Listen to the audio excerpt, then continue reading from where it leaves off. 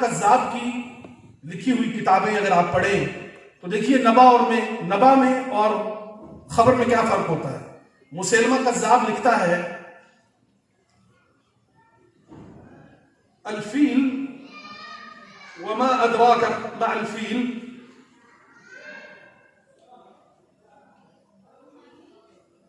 وما ادراک مع الفیل له ذنب وبیل وخرطوم طویل. اب یہ آیت آپ نے کہیں نہیں سنی کیونکہ یہ مخبری ہے. وہ کہہ رہا ہے کہ تم کیا جانو ہاتھی کیا ہے. ہاتھی وہ ہوتا ہے کہ جس کی دم چھوٹی ہوتی ہے، سونڈ لمبی ہوتی ہے. یہ اس زمانے میں نبوت کا دعویٰ کر رہا ہے کہ وہ ایک مخبر جو ہے وہ نبوت کا دعویٰ کر رہا ہے. آج ہمارے ہاں یہ جتنے لوگ ملیں گے ان کے اندر بھی آپ کو یہی بیماری ملے گی کہ وہ اپنی مخبریوں کو اپنی نبوت قرار دیتے ہیں. ان جھوٹے دجالوں سے بچنے کے لیے ہمیں قرآن کریم کا آئینہ ہی استعمال کرنا ہوگا. مخبر اور نبی کے اندر یہ فرق ہے. نبا وصول کرنے والے کو نبی کہتے ہیں اور نبا ہمیشہ خارج سے آتی ہے، خبر ہمیشہ ماحول سے پیدا ہوتی ہے. اب آئیے لفظ امی کی طرف. ایک عام انسان کو پڑھا لکھا ہونے کے لیے 20 سال درکار ہے. ایک پڑھے لکھے کو امی ہونے کے لیے 40 سال درکار ہے. سبحان اللہ سبحان اللہ. آپ حیران ہوں کہ یہ امی کا درجہ قرآن کریم کے اندر کیا ہے. عام معنوں میں قرآن کریم کے اندر جب آپ آئیں گے لا یعلمون الکتاب، الامیون کے بارے میں یہی ہے کہ امی وہ ہیں کہ جو کتاب نہیں جانتے. لیکن پھر میں نے عرض کیا کہ ہمارے ہاں چونکہ تعلیم کے معیار ہم لوگوں نے متعین کیے ہیں تو ہم نے انہیں ان پڑھ کہا. قرآن کریم نے امی کہا. امی ہم نے کہا کہ ان پڑھ ہے. امی کے لفظ کو جب آپ اٹھائیں گے تو اس پر بات کرنے سے پہلے میں 2 چیزیں آپ کو بتا دوں. انسانی تاریخ میں انسان نے علم حاصل کیے ہیں 2 ذریعے سے، 2 ذرائع ہیں. پہلا ذریعہ علم حاصل کرنے کا صدور کا ہے. حضرت موسیٰ علیہ السلام فرما رہے ہیں، اور آپ قدیم انسانی تاریخ کو بھی جب اٹھائیں گے تو آپ دیکھیں گے حضرت موسیٰ علیہ السلام فرما رہے ہیں رب اشرح لی صدری، اے میرے رب میرا سینہ کھول دے، میری صدر کو کھول دے. یہ طلب ہے. اور ایک عطا ہے قرآن کریم کے اندر کہ الم نشرح لک صدرک، اللہ یہ بھی مقام محمد ہے صلی اللہ علیہ وسلم کہ ایک طرف طلب ہے اور یہ تفریق نہیں ہے. استغفر اللہ، یہ تفریق مت سمجھیے. لا نفرق بین احد من الرسل، ہم رسولوں میں کوئی تفریق نہیں کرتے. تمام رسول یکساں واجب التکریم ہے، واجب التعظیم ہے. 2 طریقے انسان نے ہمیشہ اپنائے ہیں. ایک طریقہ ہے کہ صدور کے ذریعے علم حاصل کیا جائے. ایک طریقہ ہے سطور کے ذریعے علم حاصل کیا جائے. دونوں طریقے قرآن کریم کے اندر موجود ہیں. نون والقلم وما یسطرون، سطر کی بات کرتا ہے قرآن. کبھی زندگی میں موقع ملا تو نون پر بھی ہم انشاءاللہ بات کریں گے کہ نون کے اندر قرآن کریم کے اندر یوں بس یہ جان لیجئے کہ نون تمام حروف کی ماں ہے. نون کا اپنا نون کی اپنی ایک دنیا ہے قرآن کریم کے اندر. ایک علم ہے صدور کا، ایک علم ہے سطور کا. قرآن کریم نے نبی اکرم صلی اللہ علیہ وسلم کو پہلے علم عطا کیا ہے صدور کا، پھر علم عطا کیا ہے سطور کا. اب صدور کے علم میں جب آپ آئیں گے تو آپ کو معلوم ہوگا کہ صدور میں علم جو ہے وہ مکمل مشاہدے، احساس اور تاثر پر مبنی ہے. ایک ماں یہ جانتی ہے کہ کہ یہ میرا بچہ 2 ماہ کا 3 ماہ کا وہ بول نہیں سکتا، اس کا اپنے بچے کے ساتھ جو تعلق ہے، وہ جو زبان جانتی ہے، تو اس زبان کی پوری بیس آپ دیکھیں گے کہ ایک ماں اپنے مولود بچے کے ساتھ جو ربط قائم کرتی ہے وہ مشاہدے پر قائم ہوتا ہے، وہ احساس پر قائم ہوتا ہے، وہ تاثر پر قائم ہوتا ہے۔ ایک ماں کا تعلق اپنے بچے کے ساتھ مشاہدے کا تعلق ہے، تاثر کا تعلق ہے، احساس کا تعلق ہے۔ نبی اکرم صلی اللہ علیہ وسلم کو علم الصدور دیا گیا ہے، اس کے بعد نبی اکرم صلی اللہ علیہ وسلم کو علم السطور دیا گیا ہے، لائنز، سطور، سطر کا علم جو ہے جسے آپ کہتے ہیں۔ اب نبی اکرم صلی اللہ علیہ وسلم کی ذات اقدس کی جب ہم بات کریں تو امی کا لفظ الف میم میم مادہ ہے، اس کا یہ مادہ ہے، الف میم میم۔ اسی پر الفاظ قرآن کریم میں آپ کو ملیں گے،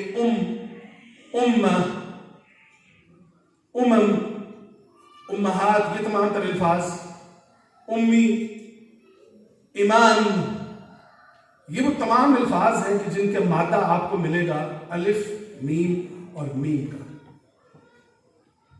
گھر جائیے، قرآن کریم کھولیے اور دیکھیے، امی کے لفظ میں آپ کو ایک چیز ملے گی، اور وہ یہ ہے کہ امی قرآن کریم کے اندر کہتے ہیں وہ جو خارج سے کسی چیز کو ریسیو کرے، وصول کرے، اپنی ذات کے اندر اسے اتارے، تربیت دے، پرورش دے،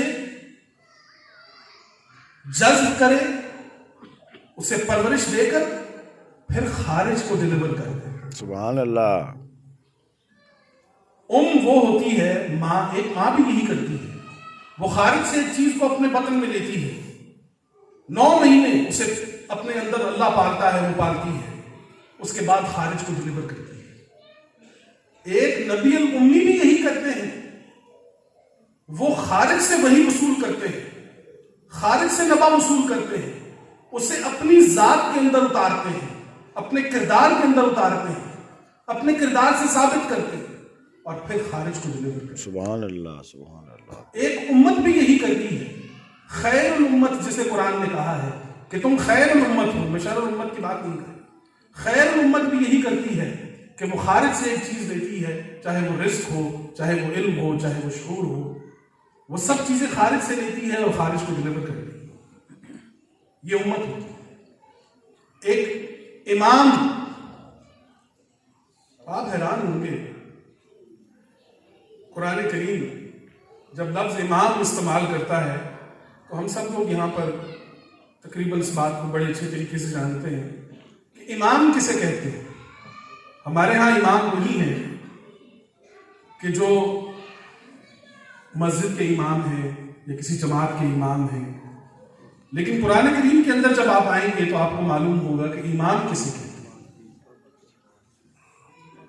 آپ نے دیکھا ہوگا مستری اور مزدور کہیں کام کر رہے ہوں تو وہ مستری کے پاس ایک لٹو ہوتا ہے جسے ہم سہل کہتے ہیں، وہ گولڈن رنگ کا ایک لٹو ہوتا ہے جس کے ذریعے اسے لٹکا کے وہ دیوار کو ماپتا ہے، دیوار کو دیکھتا ہے کہ کون سی اینٹ اندر ہے، کون سی اینٹ باہر ہے، کیا ردے ٹھیک لگ رہے ہیں، کیا یہ دیوار صحیح طور پہ بلند ہوتی چلی جا رہی ہے، یہ کتنے ردوں پر جا کر گر جائے گی۔ اس کی مجموعی حالت کا اندازہ اس سہل سے کیا جاتا ہے۔ وہ لٹو، وہ گولڈن رنگ کا لٹو جو ہوتا ہے سہل، بدو اسے امام کہتے ہیں۔ ایک امام کا کردار اپنے معاشرے کے اندر، اپنے شہر، اپنے گاؤں کے اندر یہ ہونا چاہیے کہ اسے معلوم ہو کہ میری نسل کس مقام پر کھڑی ہے، میرے علاقے کی بچیوں کا تصور کس مقام پر ہے، تخیل کس مقام پر ہے، تعلیمی معیار کس مقام پر ہے، ان کے کردار کس مقام پر ہے۔ ایک امام کا کام یہی ہے کہ وہ مجموعی حالت کے اوپر معاشرے کا پیمانہ مقرر کرے اور وہ بتائے کہ کون سی اینٹ اندر ہے، کون سی اینٹ باہر ہے، یہ ہماری نسل کتنے عرصے بعد جا کر تباہ ہو جائے گی، یہ ہماری نسل کتنے عرصے بعد روشن ہو جائے گی، پائندہ باد ہو جائے گی۔ یہ امام کا کام ہے، امام بھی یہی کرتا ہے۔ اس کے اندر بھی ملے گی آپ کو. اس کا کام بھی یہی ہے، وہ خارج سے انفارمیشن دیتا ہے، اپنے کردار سے لوگوں کو ثابت کرتا ہے کہ دیکھو میرے پاس یہ ایک حل ہے، یہ حل میں آپ کو دے رہا ہوں، اور پھر وہ خارج کو ڈلیور کرتا ہے. یہ ہے نبی امی. قرآن میں امی کا لفظ جہاں آئے گا اس پیمانے کو رکھ لیجیے اپنے سامنے تاکہ آپ کو معلوم ہو کہ نبی اکرم صلی اللہ علیہ وسلم کے حوالے سے جب کوئی انسان یہ بات کرتا ہے کہ آپ صلی اللہ علیہ وسلم ان پڑھ تھے، تو وہ ان پڑھ کے الفاظ جو ہیں وہ ہمارے معاشرے کے اندر آپ دیکھیے کہ اگر کسی عام شخصیت کو بھی کہ جو تھوڑا بہت کچھ جانتا ہو، مطلب اپنے بابیاں نوں جڑے گھوڑے زیادہ نے، تجربہ کار زیادہ نے، تو انہوں کی اولاد اگر یہ گل کہہ دے کہ جی تمہیں کچھ نہیں پتا، ابا جی تسی پڑھے لکھے نہیں تو تمہیں کچھ نہیں پتا، تے ابے دے اوتے کی گزرتی ہے. یہی ایک تاثر، کیونکہ ہمارے ہاں وہ جو سہل انداز تھا کسی بھی علم کو حاصل کرنے کا، قلم اور پڑھائی، ہم نے اس کو حتمی شکل دے دی، لیکن ہم نے مشاہدے کو پیچھے کر دیا. مشاہدے کا حال یہ ہے کہ قرآن کریم میں اور خود اذان میں جب آپ اذان دیکھیے تو آپ شہادتیں دو دیتے ہیں، اشہد ان لا الہ الا اللہ و اشہد ان محمد رسول اللہ. آپ شہادتیں دو دیتے ہیں. قرآن کریم آپ کی دونوں آنکھیں کھولنے کے لیے ہے. دونوں آنکھیں کھول کے رکھیے. آپ کے مشاہدے کا حال یہ ہونا چاہیے کہ آپ کو معلوم ہو کہ اللہ کہاں ہے، اور آپ کو معلوم ہو کہ مقام محمد صلی اللہ علیہ وسلم. مشاہدے کے علوم کو آپ اٹھا کر رکھ دیتے ہیں ایک طرف، صدور کے علوم کو. اور صدور کے علوم ہمارے ہاں جو آج قرآن کے علاوہ ہمارا علم کس مقام پر ہے کہ آپ تو یہاں لاہور میں ہے، ہم لوگ اسلام آباد راولپنڈی میں دیکھ رہے ہیں کہ سورج کس مقام پر دمدما رہا ہے. ہم دیکھ رہے ہیں کہ ہماری نسل کے ساتھ کیا ہونے جا رہا ہے. لیکن یہ غفلت ہے، اور یہ غفلت قرآن کی غفلت ہے. ہم قرآن سے دور ہیں. ہمیں دیکھنا ہوگا کہ قرآن کریم نبی الامی جب پکارتا ہے تو وہ اعلیٰ ترین درجہ دیتا ہے نبی اکرم صلی اللہ علیہ وسلم کو. ایک سیل تو وہ یہ لگاتا ہے کہ وہ نبی ہے، اس کے اوپر ڈھکن یہ لگا دیتا ہے کہ وہ امی ہے. انسان کے اوپر آپ دیکھ لیجئے کہ علم حاصل کرنے کے حصول علم کے دو درجات جس قوم یا جس فرد کو حاصل ہو جائیں گے کہ اگر وہ علم صدور سے حاصل کرے جو مشاہدے کے اوپر مبنی ہے تو اسے دنیا کی کوئی قوم ترقی سے نہیں روک سکتی. آج ہمارا صدوری علم جو ہے، ہمارا بچہ اس سے آزاد ہے. آج ہم صدور رکھ دیتے ہیں اپنے بچے کے سامنے. لیجیے آپ علم کے اصول کو آپ نے دیکھنا ہے، قرآن کریم کے اندر جھانکیے. آپ دیکھیے خضر علیہ السلام آپ کو نظر آئیں گے، موسیٰ علیہ السلام آپ کو دکھائی دیں گے، اور ان دونوں کے ہاں حصول علم کا طریقہ یہ ہے کہ موسیٰ علیہ السلام جب حضرت خضر علیہ السلام کے پاس جاتے ہیں تو وہ انہیں لے کر اندر بیٹھ کے کسی کمرے کے اندر بات سمجھانا نہیں شروع کرتے ہیں، وہ انہیں لے کر معاشرے کے اندر نکل جاتے ہیں. ایک کشتی ہے جو ٹوٹتی ہے، ایک خزانہ ہے جو تعمیر کیا جاتا ہے جس کے اوپر دیوار ہے، ایک بچے کے قتل کی بات آتی ہے. یہ تمام تر تینوں مشاہدے آپ دیکھیں گے بائے علم ہیں. یہ حصول علم کا طریقہ کیا دنیا کی کوئی کتاب دے سکتی ہے؟ کہ علم کے حصول کا طریقہ جو ہے اگر وہ مشاہدات کے اوپر مبنی ہے تو وہ مشاہدہ ہمیشہ آپ کے لیے ایک نور ثابت ہوگا. ہم مسلمان کے جو 5 وقت کی اذان بھی سنتے ہیں اشہد ان لا الہ الا اللہ و اشہد ان محمد رسول اللہ، اگر ہم اپنے اندر جھانکیں کہ کیا میں نے مشاہدہ کیا ہے، کیا میں مشاہد ہوں، تو ان چیزوں کے اوپر میں یہ چاہتا ہوں کہ آپ دیکھیے کہ ہمارے پاکستان میں یہ نبی کی تعریف کے حوالے سے جو میں نے آج آپ کو بات بتائی ہے، اللہ بہتر جانتا ہے جس زندگی رہی تو پھر دوبارہ ملاقات ہوگی، لیکن اگر نہ بھی ہو تو امانتاً ہم نے ایک آیت آپ کے سامنے رکھ دی ہے. اگر آپ نے اپنی نسل کو، اپنی قوم کو، مسلمانوں کو ان فتنوں سے دور رکھنا ہے تو آپ یہ دیکھیے کہ نبا کا مقام کیا ہے. نبی کسے کہتے ہیں؟ نبی الامی کیا ہوتا ہے، اور پھر رسول. یہ دیکھیے ایک ہی سکے کے دو پہلو، نبی اور رسول. نبی وہ جو خارج سے کسی چیز کو وصول کرتے ہیں، اور رسول صلی اللہ علیہ وسلم اسے اپنی ذات میں اتار کے پھر نافذ کرتے ہیں. رسالت کے پاس یہ درجہ حاصل ہے کہ وہ آئی ہوئی وحی کو، نبا کو نافذ کرتا ہے. وہ رسول ہے. انشاءاللہ کبھی زندگی میں موقع ملا تو پھر کبھی ہم خاتم النبیین کے اوپر بھی انشاءاللہ کبھی موقع ملا تو بات ہوگی. ہمارا حال پھر ایک بات یاد آ جاتی ہے، ہمیں لفظوں سے محبت نہیں ہے، اور قرآن الفاظ کے اوپر نظریات قائم کر دیتا ہے. الفاظ کی اپنی ایک دنیا ہوتی ہے. ایک لفظ ہے آپ کے منہ سے نکلتا ہے ماں، آپ کی بایولوجیکل، آپ کی آئیڈیولوجیکل کنڈیشن کس مقام پر چلی جاتی ہے. ایک ماں کا لفظ آتا ہے آپ کی زبان پر تو آپ کہاں ہوتی ہیں. ایک باپ، اسی طریقے سے اللہ، اسی طریقے سے رسول، اسی طریقے سے ایمان، اسی طریقے سے اسلام، اسی طریقے سے بیٹی، اسی طریقے سے بیٹا. یہ وہ الفاظ ہیں کہ جن کا تعلق آپ کی آئیڈیالوجی سے ہے، نظریات سے ہے. نظریات کی اپنی ایک دنیا ہوتی ہے. الفاظ نظریات پر قائم ہوتے ہیں اور نظریات کے اوپر ایک قوم تیار ہو جاتی ہے. اسلام ایک تیز دریل، آج بھی ہم لوگ ٹرین پر سفر کر کے آئے ہیں تو میں نے اس چیز کو بڑے قریب سے دیکھا. اسلام کی ایک ٹرین ہے کہ جو چلتی چلی آ رہی ہے. ایک ٹرین ہے جو چلتی چلی آ رہی تھی، اس کے اندر قوت تھی، اس کے اندر طاقت تھی، اس کے اندر اپنا فیول تھا. اس ٹرین کے سامنے کوئی کھڑا نہیں ہو سکتا تھا، کوئی اس ٹرین کو روک نہیں سکتا تھا، کوئی اس کے سامنے آ کے اسے بلاک نہیں کر سکتا تھا. تو پھر ان منافقین اور مشرکین نے کیا کیا، اور معذرت منافقین اور مشرکین کے اندر میں صرف یہود و نصارہ سے مخاطب نہیں ہوں، اس میں میری ذات شامل ہے. میں نفاق کے کس مقام پر ہوں، میں کس کس مقام پر اللہ سے شرک کر رہا ہوں، مجھے اپنے گریبان میں بھی جھانکنا ہوگا. بہت ہو گیا کہ آپ ہر بات کا کچرا اٹھا کر یہود و نصارہ کے اوپر ڈال دیجیے. آپ کہیں گے کہ یہود و نصارہ کی بات ہوئی.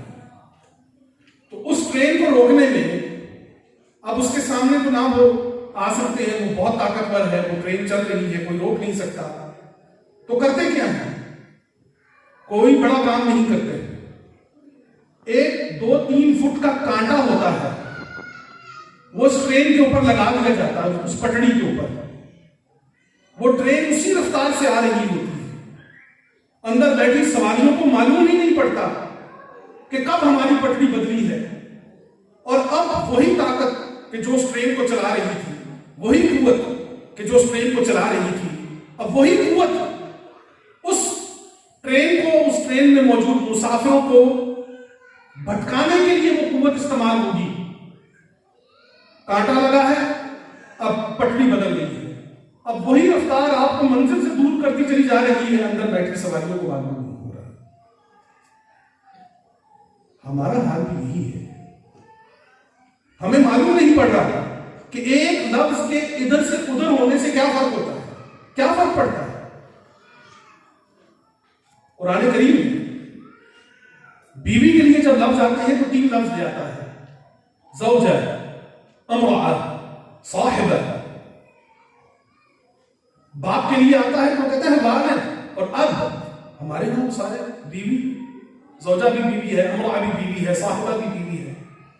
زوجہ، قرآن کریم اس بیوی کو کہتا ہے کہ جس کے ساتھ شوہر کی روحانی اور جسمانی تعلق ہو. زوج ہے، متوازن ہے، آئیڈیولوجیکل ریلیشن ہے. اس آئیڈیولوجیکل ریلیشن کے اوپر جو بیوی ہوگی اسے قرآن کریم زوج کہہ کے پکارتا ہے. ازواج مطہرات سے آپ کو معلوم ہوگا کہ امہات المومنین کی جب بات آتی ہے تو ان کا آئیڈیولوجیکل کیا ریلیشن تھا آپ صلی اللہ علیہ وسلم کے ساتھ.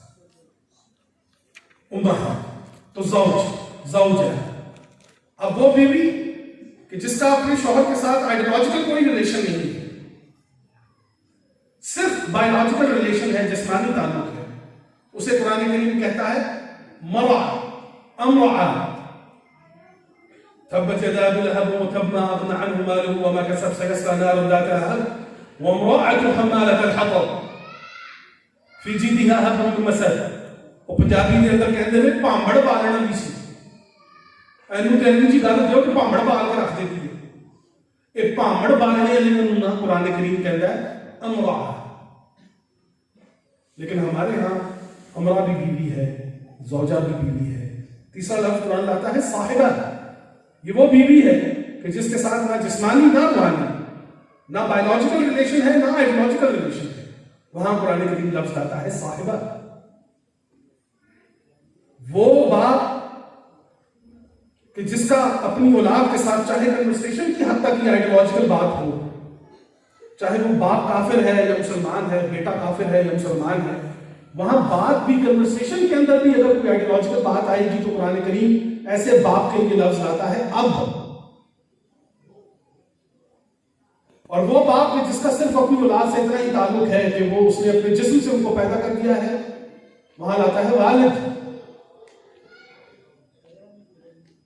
ہر اب والد ہے لیکن ہر والد اب نہیں۔ ماں کے لیے دو لفظ آتا ہے ام اور والدہ۔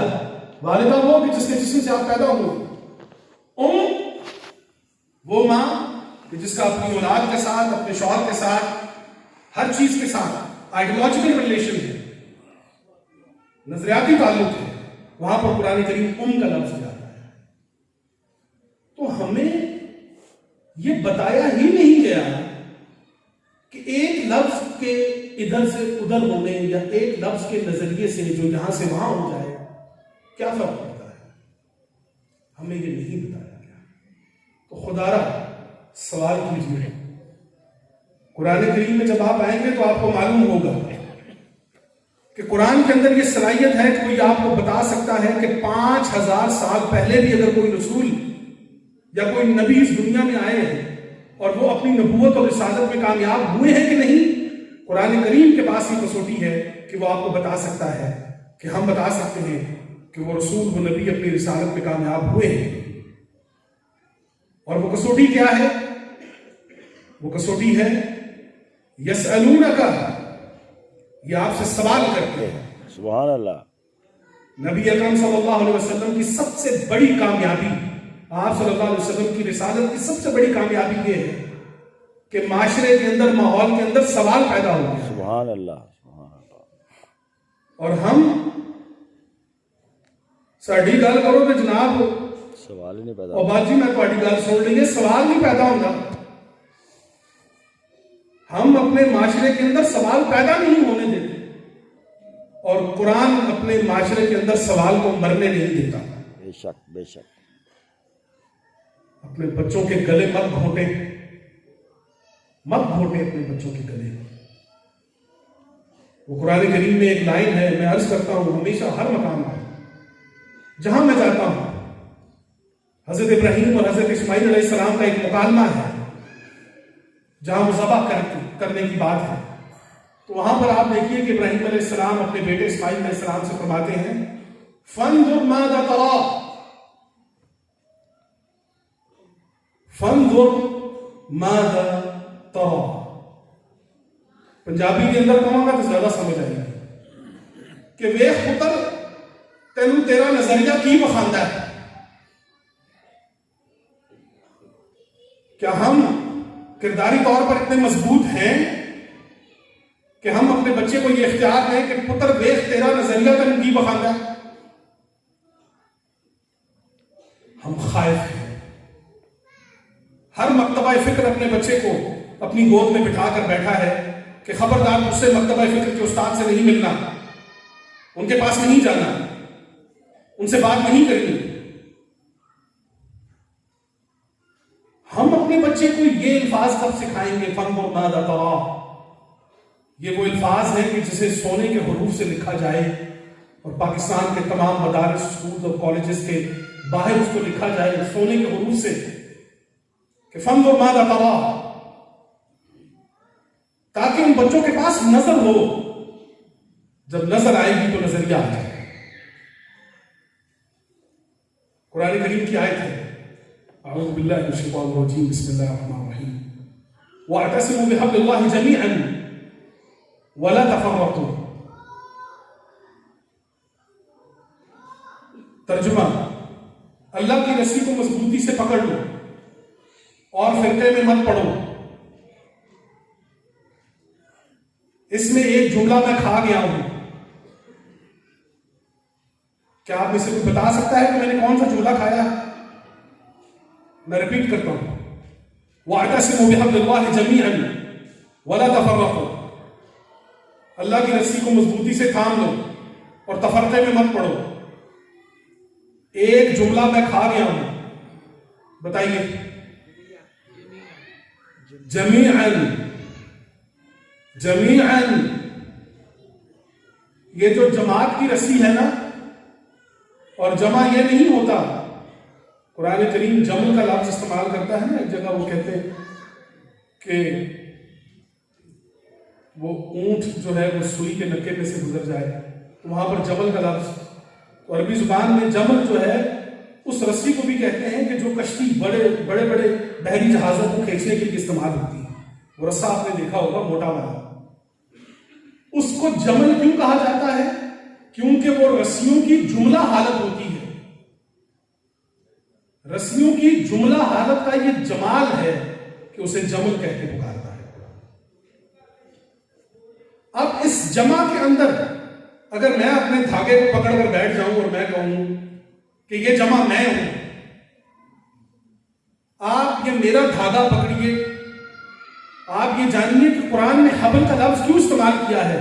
حبل کے اندر تمام مکاتب کے دھاگے ہوں گے، یہ اس کی خوبصورتی ہوگی، یہ اس رسی کی خوبصورتی ہے کہ اس میں اگر روحانیت کا رنگ آئے گا تو یہ ایک مکتبہ فکر ہے، تحقیق کا رنگ آئے گا تو ایک مکتبہ فکر ہے، حدیث کا رنگ آئے گا تو مکتبہ فکر ہے، قرآن کا رنگ آئے گا تو ایک مکتبہ فکر ہے۔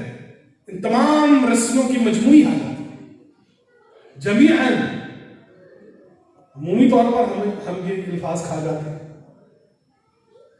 سانو ساڑھے بزرگاں نے کہیں سمجھائی ہے آیت، وَاعْتَصِمُوا بِحَبْلِ اللَّهِ جَمِيعًا وَلَا تَفَرَّقُوا۔ انہوں نے کیا پتر جھاڑو ویکھے نا کار کے اندر باہی، اجی ویکھیے جی، انہوں نے کہا جی اب جھاڑو لو، یہ دے ایک رسی بنو تے اپنا ویڑا صاف کر لو، گلی صاف کر لو، محلہ صاف کر لو، شہر صاف کر لو، تے جتھے کدھر تہاڈی رسی ڈھیلی ہوئی تے جھاڑو خود ایک گند ہے۔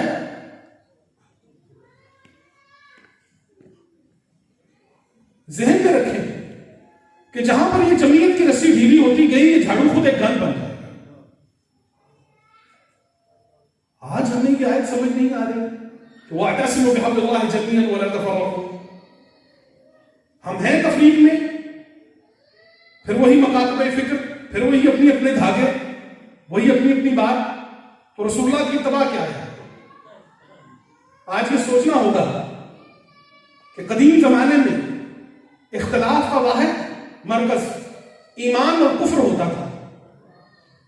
آج یہ شرم کی بات ہے کہ ہم نے اختلاف کا مرکز قول اور رسول اللہ رکھ دیا ہے۔ آپ دیکھیے یہ ہمارے لیے ڈوبنے کے مقام ہیں کہ ہم نے اختلاف کا مرکز ذات محمد صلی اللہ علیہ وسلم کو رکھ لیا ہے۔ کل تک اختلاف کا مرکز صرف کفر اور ایمان تھا۔ تو ہمیں دیکھنا ہوگا کہ یہ ہماری ٹرین جو ہے یہ کانٹا لگا رہا ہے، اور اس کانٹے سے جو ڈائیورژن ہوئی ہے وہ کس مقام پر گئی ہے۔ بات تو ایسی ہے کہ بات بڑھتی چلی جائے گی، ایک دو اور باتیں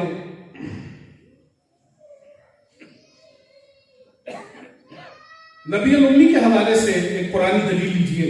ظاہر ہے آپ سے پوچھا جائے گا کہ بتائیے قرآن کیا دلیل دیتا ہے آپ صلی اللہ علیہ وسلم کے علم کے حوالے سے؟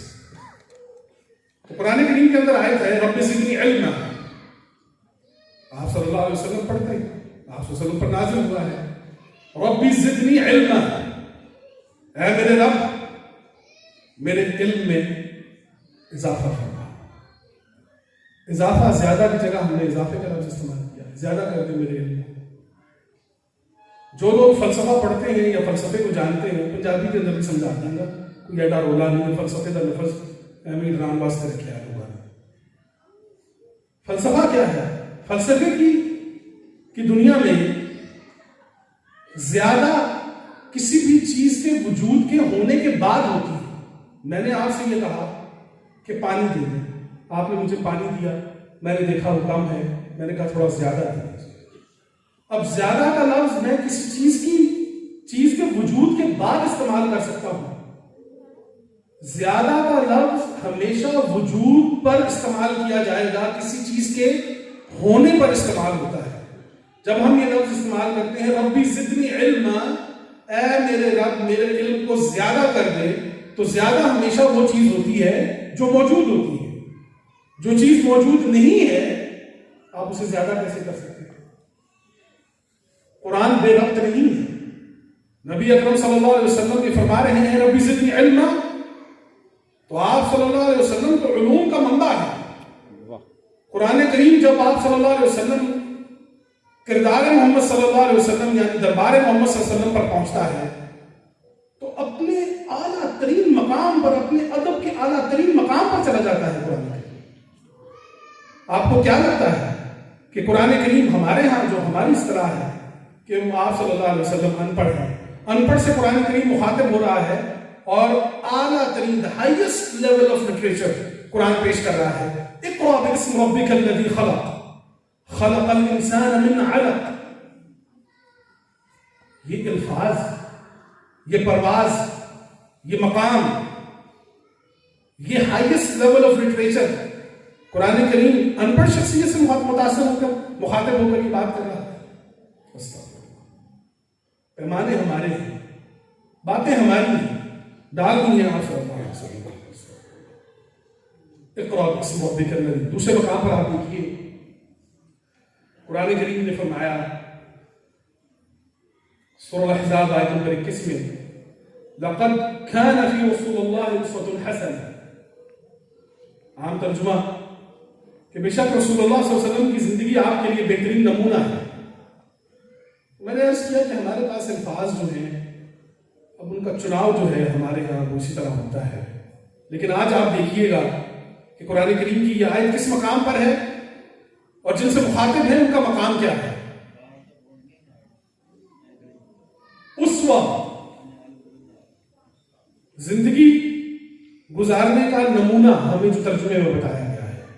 نمونے کا لفظ نبی اکرم صلی اللہ علیہ وسلم کے شایان شان نہیں ہے۔ یہ لفظ نبی اکرم صلی اللہ علیہ وسلم کے شایان شان نہیں ہے۔ اسوہ کا لفظ اگر آپ کو سمجھنا ہے تو دیکھیے عربی زبان میں دو لفظ ہیں، ایک ہے قدوہ اور ایک ہے اسوہ۔ قدوہ میں اور اسوہ میں کیا فرق ہوتا ہے؟ قدوہ کہتے ہیں کہ جب آپ کسی ایک منصب کے اندر مہارت رکھتے ہیں، آپ کسی فوج کے جرنیل ہیں اور آپ ایک بہترین مہارت رکھتے ہیں جنگی انداز میں، قوت کے انداز میں، لیکن ہو سکتا ہے کہ گھر میں آپ کے معاملات اپنی بیوی کے ساتھ اچھے نہ ہوں، ہو سکتا ہے دوستوں کے ساتھ آپ کے تعلقات اچھے نہ ہوں، ہو سکتا ہے لین دین کے معاملات آپ کے اچھے نہ ہوں، تو قائد جو ہوتا ہے، جس طرح کہ قائد اعظم کا لفظ ہم استعمال کرتے ہیں، تو قدوہ قائد کا لفظ اسی سے نکلا ہوا ہے۔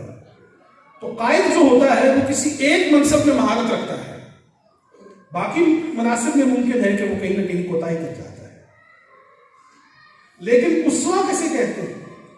اسوہ کہتے ہیں کہ وہ پیمانہ کہ جس سے تمام مناصب کو لبریز کر دیا جائے۔ اسوہ کہتے ہیں وہ پیمانہ، وہ مقام کہ جس سے تمام تناسب، پیمانوں کے جو تناسب ہیں ان کو لبریز کر دیا جائے، یہ ہے اسوہ۔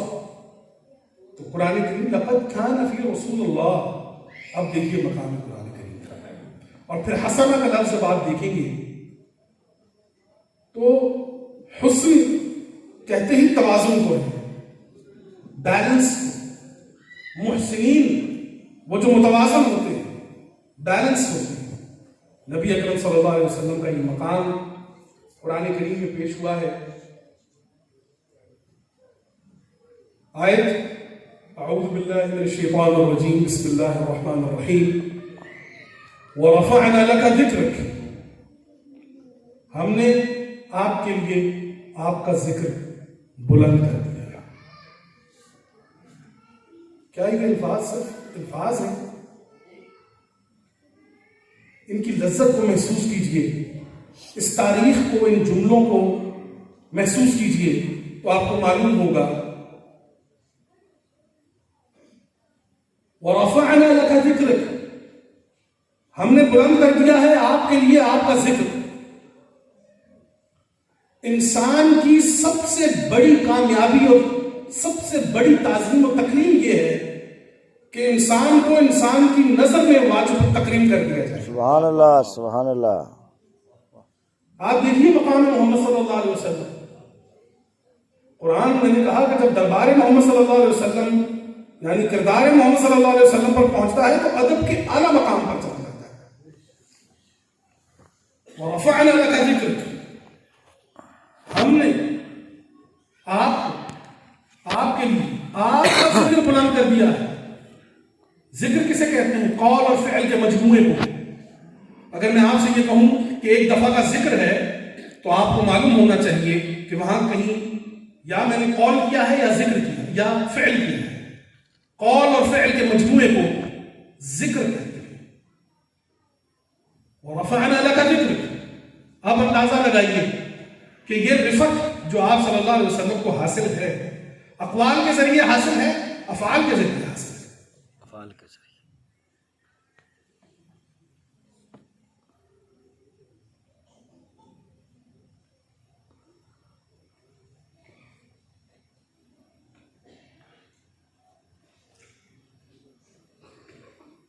وَرَفَعْنَا لَكَ ذِكْرَكَ،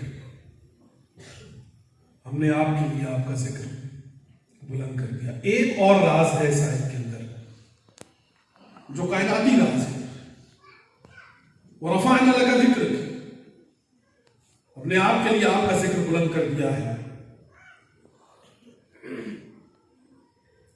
کوئی بھی شخص انفرادی طور پر اور کوئی بھی قوم اجتماعی طور پر اگر رفعت حاصل کرنا چاہتی ہے تو اپنے ذکر یعنی قول اور فعل پر نظر دوڑا لے. اگر اس کے قول اور فعل کے اندر تضاد ہے تو اس قوم اس شخص کو کبھی رفعت حاصل نہیں ہو سکتی. یہ اعجاز ہے قرآن کریم کا. مخاطب ہے آپ صلی اللہ علیہ وسلم اور خطاب ہے تمام دنیا کے انسانوں کے ساتھ. ایک بہت ہی خوبصورت حدیث آپ صلی اللہ علیہ وسلم کی.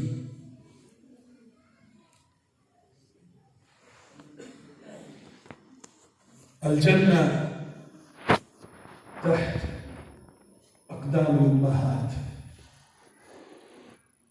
عام ترجمہ جنت ماں کے قدموں تلے ہے. جنت ماں کے قدموں تلے ہے. ہماری بدقسمتی بھی یہ رہی کہ قرآن کو ہم عربی میں پڑھتے ہیں، احادیث ساری اردو میں،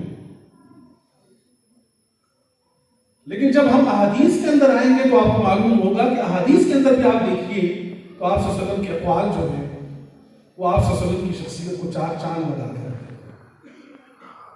ہیں.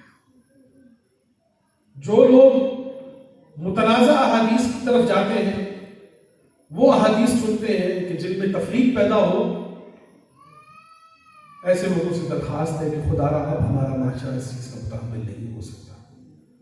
اپنی نسل کو بچائیے، ہمارے بچے تباہ ہو رہے ہیں، ہم آخری دہانے پر کھڑے ہیں.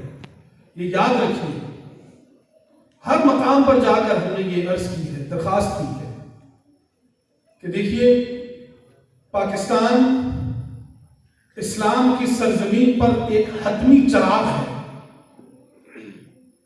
پاکستان اسلام کی سرزمین پر ایک حتمی چراغ ہے. سبحان اللہ. اگر ہم نے اس چراغ کو محفوظ نہ کیا، اس کے فیول کا اندازہ نہ لگایا، اس کو فیول فراہم نہ کیا، یہ چراغ بجھ جائے گا. اور اس صدی میں اللہ پاک نے ہمیں ایسے ایسے خوبصورت علماء دیے ہیں تمام مکاتب فکر کے اندر، ایسے ایسے خوبصورت علماء دیے ہیں کہ جنہیں دیکھ کر کبھی کبھی دل میں ایک آہ نکلتی ہے حسرت سے کہ اے میرے رب، وہ چلے گئے اس دنیا سے، لیکن معلوم ہوتا ہے کہ زندگی کے دربار پر یہ آخری جلنے والے چراغ تھے، اندھیرا محسوس ہوتا ہے۔ نبی اکرم صلی اللہ علیہ وسلم کا فرمان، الجنہ تحت اقدام الامہات، آپ لیجیے عربی زبان میں، الجنہ، جنت کہتے ہیں وہ مقام کہ جہاں پر آپ نعمتوں اور رحمتوں کا اندازہ نہ لگا سکیں۔ اللہ اکبر۔ وہ باغ بدو، میں تو صحرا میں رہا ہوں، وہ باغ کے جو باہر سے جس کی باڑ اتنی گھنی ہو کہ اندر اندازہ نہ لگایا جا سکے کہ اندر کتنی نعمتیں اور رحمتیں ہیں، ایسی باڑ کو، ایسے باغ کو قرآن کریم جنہ کہہ کے پکارتا ہے۔ اب بات یہاں سے شروع ہوئی ہے، الجنہ تحت، تحت کا لفظ آپ نے سنا ہوگا، ہماری عدالتوں میں استعمال ہوتا ہے۔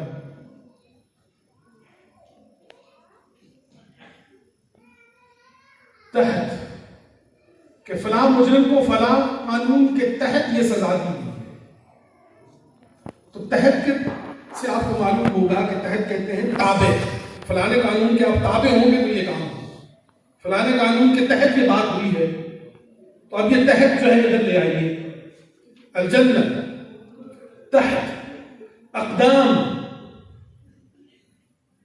اب ہم نے وہاں سے اٹھائے پیر، حدیث آپ کو دے رہی ہے اقدامات،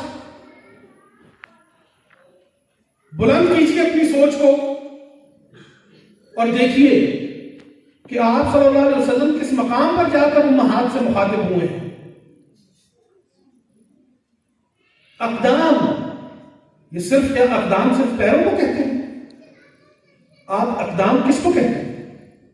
آپ اقدامات کو کہتے ہیں، وہ جو آپ اپنے گھر میں کرتے ہیں، وہ جو آپ کی حکومت کرتی ہے، وہ جو ایک امت کرتی ہے، یہ اقدامات ہیں۔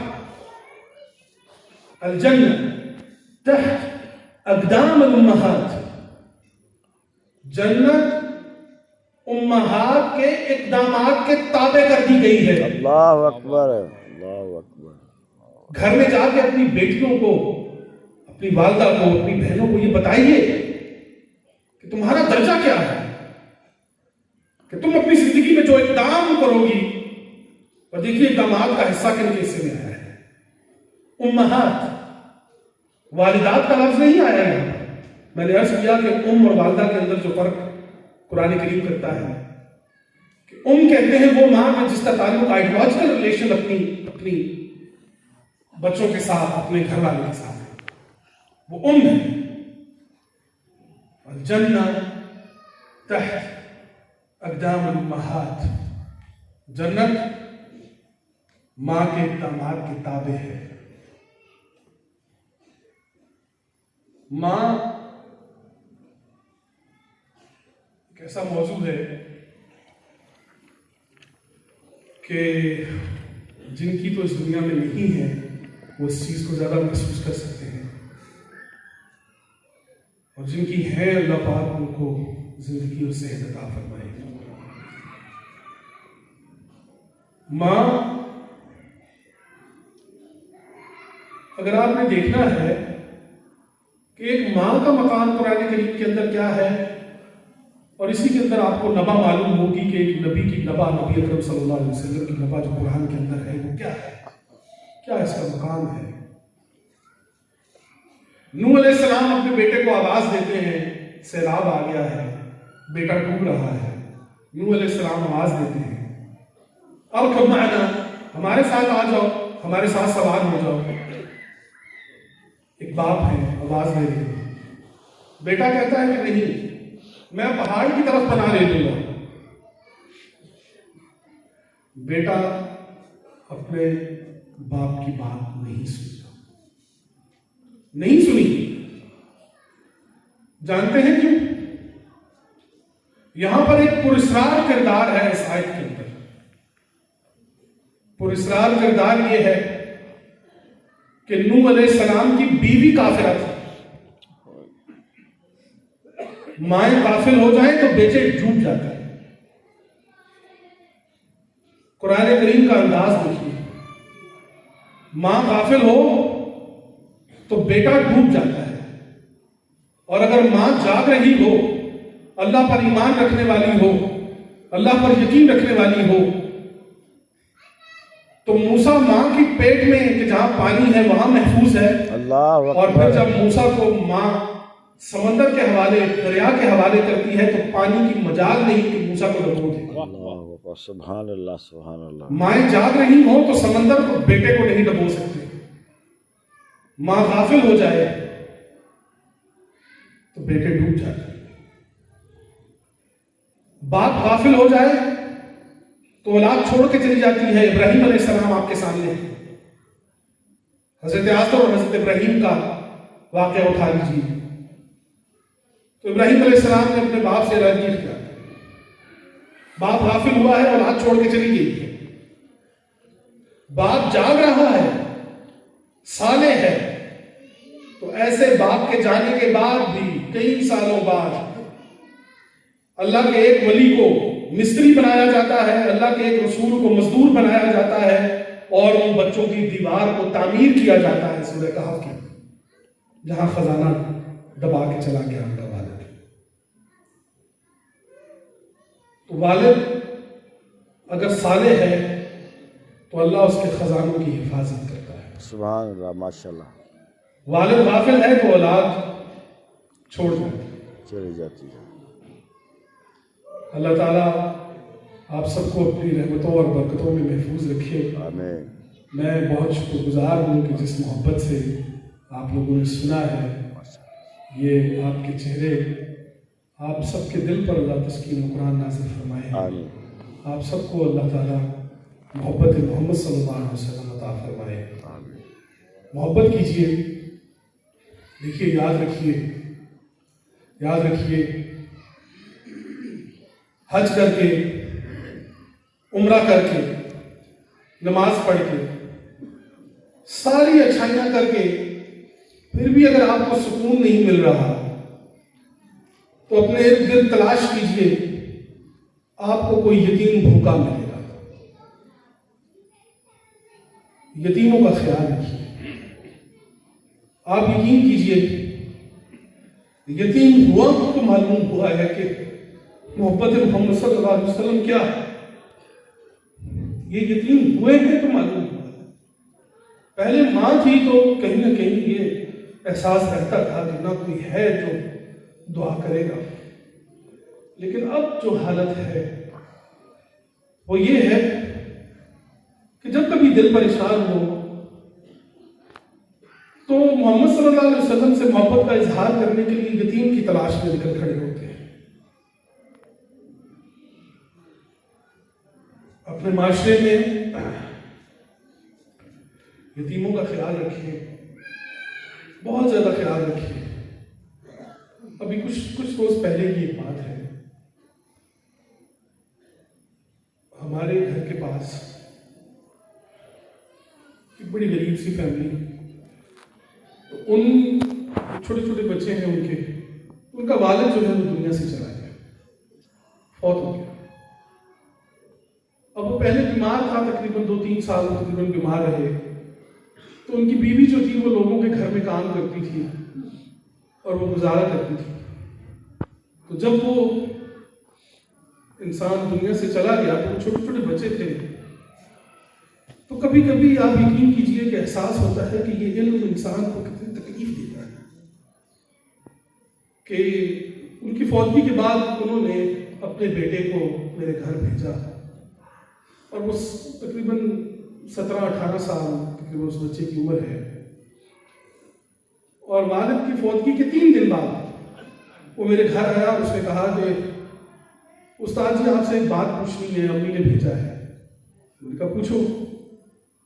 تو اس نے کہا کہ پوچھنا یہ ہے کہ امی یہ کہہ رہی ہیں کہ اگر میں کام پر جاؤں اور چھپ کر جاؤں تو کیا سورج غروب ہونے سے پہلے میں لوٹ آؤں تو مجھ پر کوئی گناہ تو نہیں؟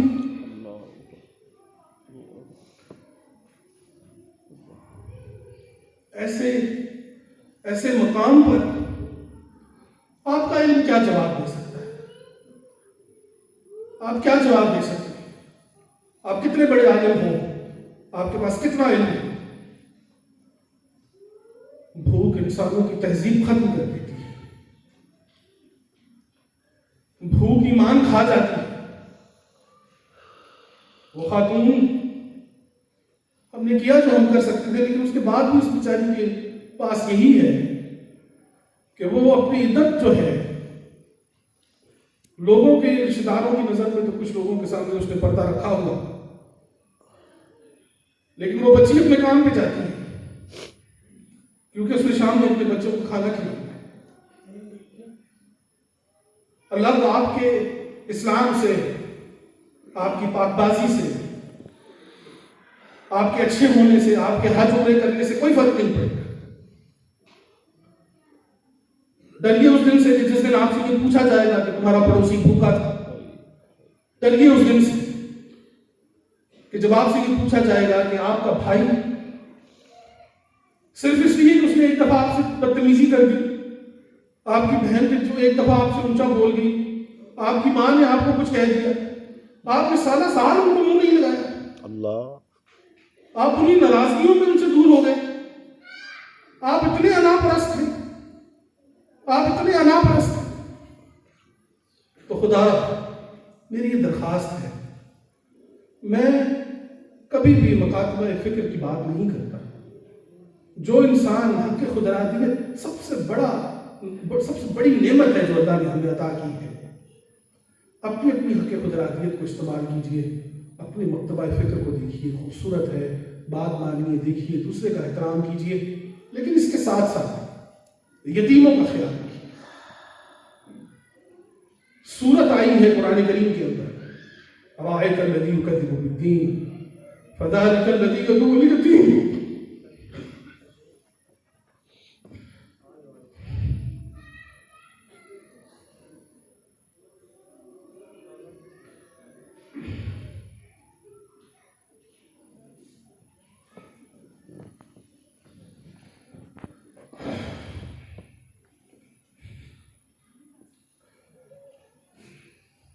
ویل تباہی ہے، فوائل المصلین الذین عن صلاتهم ساہون الذین هم یراؤون ویمنعون الماعون۔ یتیموں کا حال، یدعو الیتیم، یتیموں کو دھکے دیتے ہو۔ یتیم کا دھکا کیا ہے؟ ہم نے یتیم اسے سمجھ لیا کہ جس کے ماں باپ فوت ہو گئے، ہم نے یتیم اسے سمجھ لیا۔ قرآن کریم یتیم اسے کہتا ہے کہ جس سے زندگی چھین لی جائے۔ کئی آپ کو بچے ملیں گے جن کے ماں باپ زندہ ہیں لیکن وہ یتیم ہیں، کئی آپ کو ماں باپ ملیں گے کہ جن کے بچے موجود ہیں لیکن وہ بے اولاد ہیں۔ یتیم کو دھکے دے رہے ہیں۔ أَرَأَيْتَ الَّذِي يُكَذِّبُ بِالدِّينِ فَذَلِكَ الَّذِي يَدُعُّ الْيَتِيمَ وَلَا يُحِضُّ عَلَىٰ طَعَامِ الْمِسْكِينِ۔ مسکین کون ہے؟ ہمارے یہاں مسکین وہ ہے جو غریب ہے۔ قرآن کریم کے اندر جو مسکین ہے وہ ہے کہ جو بیچارہ کام بھی کرتا ہے۔ قرآن کہتا ہے سورہ کہف میں الذین یعملون فی البحر، مساکین کی تعریف کرتا ہے تو کہتا ہے کہ وہ ہیں جو سمندر میں کام کرتے ہیں، یعملون عمل کرتے ہیں۔ مساکین کی بات کر رہا ہے۔ مساکین کون ہے؟ 20,000 روپے تنخواہ ہے، گھر کا خرچہ 25,000 روپے ہے، گزارا نہیں ہو رہا، محنت بھی کر رہے ہیں۔ اب دیکھیے قرآن میں وَلَا يُحِضُّ عَلَىٰ طَعَامِ الْمِسْكِينِ، کہ کوئی شخص اٹھتا ہے اور وہ سے کہتا ہے کہ لیجئے یہ 5,000 آپ رکھیے، 20 آپ کے پاس آ جاتا ہے، 5 آپ رکھیے، 25 پہ آپ کے گھر کا گزارا ہو جاتا ہے۔ ایک شخصیت اٹھتی ہے، وہ کہتی ہے اور جناب یہ ہٹا کٹا ہے، ان کا تو روز کا کام ہے، آپ اس کی مدد کیوں کر رہے ہیں؟ خبردار آپ نے اس کی مدد کی تو ਤੁਸੀਂ ਸਾਰਿਆਂ ਕੋ ਜੀ ਛੱਡੋ ਜੀ, ਤੁਸੀਂ تو ਬੇਵਕੂਫ ਸਾਈਂ ਲੋਗ ਹੋ, ਤੁਹਾਨੂੰ زمانے کا پتہ ہی نہیں. ایسے کردار آپ نے دیکھے ہوں گے اپنے معاشرے کے اندر. خبردار، خدا کے لیے ایسے کرداروں سے بچیں کہ جو آپ کو نیکی کرتے ہوئے، کسی کی مدد کرتے ہوئے ایک ایسا مشورہ دے جس سے آپ نیکی سے دور ہوتے ہیں. یہ مسکین کے منہ سے نوالہ کھینچنے کی بات کر رہا ہے قرآن کریم. ایسا نہیں ہے کہ مسکین کو کھانا کھلانے کی بات ہے صرف، کہ آپ مسکین کے منہ سے نوالہ مت کیجیے. بچیے. اللہ تعالیٰ آپ سب کو اپنی رحمتوں اور برکتوں میں محفوظ رکھے. بہت سلامت رہے. کوئی غلطی، کوئی گستاخی، کسی کی دل آزاری ہوئی ہو تو میں آپ سے معافی چاہتا ہوں. میرے تمام تر میرے الفاظ ہیں، میں غلطی کر سکتا ہوں، میں انسان ہوں، مجھ سے غلطی ہو سکتی ہے، مجھے معاف کیجیے گا. ایک آخری بات آپ کو بتاتا چلوں کہ مقام محمد صلی اللہ علیہ وسلم یہ ہے کہ وہ حضرت بلال رضی اللہ تعالیٰ عنہ کہ جنہیں کل تک بیت اللہ کے قریب سے، کعبۃ اللہ کے قریب سے گزرنے کی اجازت نہیں تھی، وہ حضرت بلال کہ جنہیں کل تک بیت اللہ کے قریب سے گزرنے کی اجازت نہیں تھی. مقام نبوت یہ ہے، مقام رسالت اور اتمام رسالت یہ ہے کہ وہی بلال مکہ کی چھت پر چڑھ کر اپنی آزادی کی اذان دے. یہ ہے مقام محمد صلی اللہ علیہ وآلہ وسلم. تو آپ بھی دیکھا کیجئے ہمارے معاشرے میں کئی بلال ہیں، کئی مساجد ہیں کہ ایسے بلال کی منتظر ہیں، کئی بلال ہیں کہ جو آپ کی محبت کے منتظر ہیں. خطائیں معاف کیا کیجئے، محبت کیا کیجئے، جانے دیجئے. کوئی بات نہیں. کوئی شخص اگر سخت بات کر گیا ہے، کوئی بات کر گیا ہے. میں ایک محفل میں گیا، ایک محترم نے مجھے کافی سنائی اور کھری کھری سنائی اور میں بیٹھ کے ان کو سنتا رہا. انہوں نے کہا کہ ہون دیو جی میں میری گلانہ جواب. میں نے کہا جناب اگر آپ میری بات سمجھے نہیں ہیں تو یہ سمجھ جائیں کہ میں آپ سے مخاطب ہی نہیں تھا. یہ قاعدہ رکھیے، اگر میری بات آپ کو سمجھ نہیں آ رہی تو یہ میری خطا ہے، میری غلطی ہے. ممکن ہے میں بات کو ویسے واضح نہیں کر سکا، لیکن آپ یہ سمجھ لیجئے کہ اگر میری بات آپ کو سمجھ نہیں آ رہی تو میں آپ سے مخاطب نہیں ہوں. بجائے کسی انسان پر تنقید کرنے کے، اس کو چھوڑنے کے، محبت کیجئے. اللہ تعالیٰ آپ کو محبت محمد صلی اللہ علیہ وسلم کی عنایت فرمائے. جزاکم اللہ بالخیر صاحب.